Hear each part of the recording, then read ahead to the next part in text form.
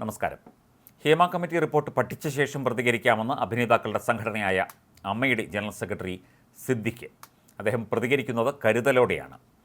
15-അംഗ power ടീമിനെക്കുറിച്ച് എല്ലാവർക്കും അറിയാം. അതെല്ലാം ആരോപണങ്ങളായി മാത്രം ഒതുങ്ങും. എന്നാൽ പീഡന പരാതികളിൽ അന്വേഷണം വന്നാൽ പല പ്രമുഖരും കുടുങ്ങുമെന്ന് അമ്മയ്ക്ക് അറിയാം. അതുകൊണ്ടാണ് ഈ ഘട്ടത്തിൽ പ്രതികരണത്തിൽ മിതത്വം കൊണ്ടുവരുന്നത്. 51 പേരാണ് മൊഴി നൽകിയത്. ഇതിൽ ആരെല്ലാം പീഡനാരോപണം ഉന്നയിച്ചു എന്നത് ഇനിയും പുറത്തു വന്നിട്ടില്ല. മൊഴികൾ പൂർണ്ണരൂപത്തിൽ പുറത്തു വരില്ല എന്ന വിശ്വാസം വിവിധ സിനിമാ സംഘടനകൾക്കുണ്ട്. അതുകൊണ്ടാണ് അമ്മയും ഫെഫ്കയും അടക്കം ആത്മവിശ്വാസത്തോടെ നിലപാടുകൾ എടുക്കുന്നത്. അതിൽ താരരാജാക്കന്മാർക്കെതിരെയാണ് ആരോപണം കൂടുതൽ എന്ന് എല്ലാവർക്കും അറിയാവുന്ന കാര്യമാണ്. അതുകൊണ്ടാണ് അമ്മയുടെ ജനറൽ സെക്രട്ടറിയും കരുതലോടെ പ്രതികരിക്കുന്നത്. സെൻസിറ്റീവായ കാര്യമാണത്. ഒരു വാക്ക് പറയുമ്പോൾ സൂക്ഷിക്കേണ്ടിയിരിക്കുന്നു. അറിയാതെ എന്തെങ്കിലും പറഞ്ഞു പോയാൽ പ്രത്യാഘാതങ്ങൾ ഉണ്ടാകും. വിശദാംശങ്ങൾ അറിവായിട്ടില്ല. ഏത് തരത്തിലാണ് അത് ഞങ്ങളെ ബാധിക്കുന്നത് എന്നോ ഏതു കാര്യത്തിനാണ് മറുപടി പറയേണ്ടതെന്നോ ഉള്ള കാര്യത്തിൽ ധാരണയില്ല. ആർക്കെതിരെയാണ് പരാതി പറഞ്ഞിട്ടുള്ളത്, എന്താണ് വിവേചനം എന്നതിനെക്കുറിച്ചെല്ലാം പഠിക്കേണ്ടിയിരിക്കുന്നു എന്നാണ് സിദ്ദിഖ് പ്രതികരിച്ചത്. കാസ്റ്റിംഗ് കൗച്ച് പോലെയുള്ള ക്രിമിനൽ പ്രവർത്തനങ്ങൾക്കെതിരെ നടപടി വേണം. അതിൽ എതിരഭിപ്രായമില്ല. തെറ്റുകൾ ഉണ്ടായിട്ടുണ്ടെങ്കിൽ തിരുത്തും. അതിന് സാവകാശം വേണം. അമ്മ ഷോയുടെ റിഹേഴ്സൽ നടക്കുകയാണ്. ഇപ്പോൾ അതിനാണ് പ്രാധാന്യമെന്നും സിദ്ദിഖ് പറഞ്ഞു. അതായത് അമ്മയുടെ ഷോ കഴിയും വരെ നേതൃത്വം ഇതിനോട് പ്രതികരിക്കില്ല. റിപ്പോർട്ട് പുറത്തുവിടുന്നതിനെതിരെയുള്ള നിയമ പോരാട്ടങ്ങളിൽ ഭാഗമായിട്ടില്ലെന്ന് പൊതുസമൂഹത്തെ ധരിപ്പിക്കാനും കരുതൽ എടുക്കും. ഹേമ കമ്മിറ്റി റിപ്പോർട്ടിൽ മൊഴിയായി രേഖപ്പെടുത്തിയത് എന്തെന്ന് അറിയാത്ത സാഹചര്യം മൊഴി കൊടുത്തവർക്ക് പോലുമുണ്ട്. നടി രഞ്ജിനിയുടെ ഹൈക്കോടതിയിലെ നിയമ പോരാട്ടത്തെ ഈ തരത്തിൽ വ്യാഖ്യാനിക്കുന്നവരും മലയാള സിനിമയിലുണ്ട്.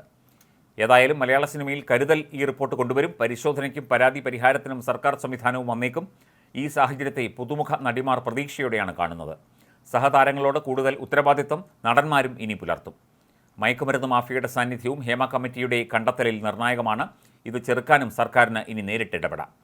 ഇതിനെ അമ്മയും ഫെഫ്കയും എല്ലാം അനുകൂലിക്കുകയും ചെയ്യുന്നു. ഹേമ കമ്മിറ്റി റിപ്പോർട്ടിന് മുൻപും പിൻപും എന്ന തരത്തിൽ മലയാള സിനിമയെ അടയാളപ്പെടുത്തുമെന്നും കരുതുന്നവരുണ്ട്. ഏതായാലും മോളിവുഡിൽ ഇനി പീഡകരും പവർ ഗെയിം കളിക്കുന്നവരുമെല്ലാം പണി വാങ്ങാനുള്ള സാധ്യത ഏറെയാണ്.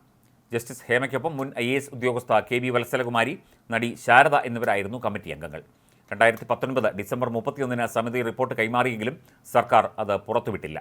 ഒടുവിൽ വിവരാവകാശ അപേക്ഷകൾ പരിഗണിച്ച് ഇക്കഴിഞ്ഞ ജൂലൈ 6 സംസ്ഥാന വിവരാവകാശ commissioner A. Abdul Hakeem report പുറത്തുവിടാൻ ഉത്തരവിട്ടു. ഇതിനെതിരെ നിർമ്മാതാവ് സജിമോൻ പാറയിൽ ഹൈക്കോടതിയിൽ എത്തി.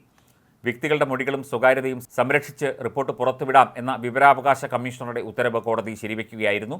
സിനിമയിലെ വനിതാ പ്രവർത്തകരുടെ സംഘടനയായ women in cinema collective report പുറത്തുവിടണമെന്ന് കോടതിയിൽ ആവശ്യപ്പെട്ടിരുന്നു. സർക്കാർ അതിന് തയ്യാറെടുക്കവേ നടി രഞ്ജിനിയും കോടതിയിലെത്തി. ഹർജി സിംഗിൾ ബെഞ്ചിന് മുന്നിലെത്തും മുൻപ് കഴിഞ്ഞ ദിവസം 2:30 സാംസ്കാരിക വകുപ്പ് public information officer Subhashini Thankachi report പുറത്തുവിടുകയായിരുന്നു. റിപ്പോർട്ട് മുഖ്യമന്ത്രിക്ക് കൈമാറിയിട്ടും സിനിമാ മേഖലയിലെ ഒരുപാട് പേരുടെ മുഖംമൂടി അഴിഞ്ഞു വീഴുമെന്ന് ഭയന്ന് പുറത്തുവിട്ടില്ല എന്നായിരുന്നു ആരോപണം.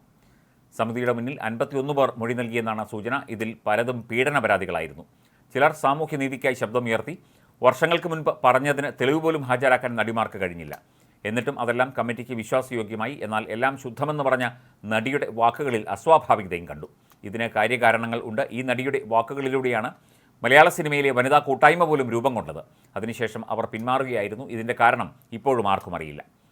ആ നടിയിലേക്ക് വിരൽ ചൂണ്ടുന്നതാണ് ഹേമ കമ്മിറ്റിയിലെ വിവാദ പരാമർശങ്ങളും. നടി ആക്രമിക്കപ്പെട്ട കേസിനെ തുടർന്ന് വിമൻ ഇൻ സിനിമ കളക്റ്റീവ് 2017 ജൂണിൽ മുഖ്യമന്ത്രിക്ക് നൽകിയ നിവേദനമാണ് ജസ്റ്റിസ് ഹേമ കമ്മിറ്റിയുടെ രൂപീകരണത്തിലേക്ക് നയിച്ചത്. സിനിമാ രംഗത്തെ വനിതകളുടെ പ്രശ്നങ്ങളിൽ ഇടപെടലും സിനിമാ വ്യവസായത്തിൻ്റെ പുരോഗതിക്ക് നിർദ്ദേശങ്ങളും ആവശ്യപ്പെടുന്നതായിരുന്നു WCCയുടെ നിവേദനം.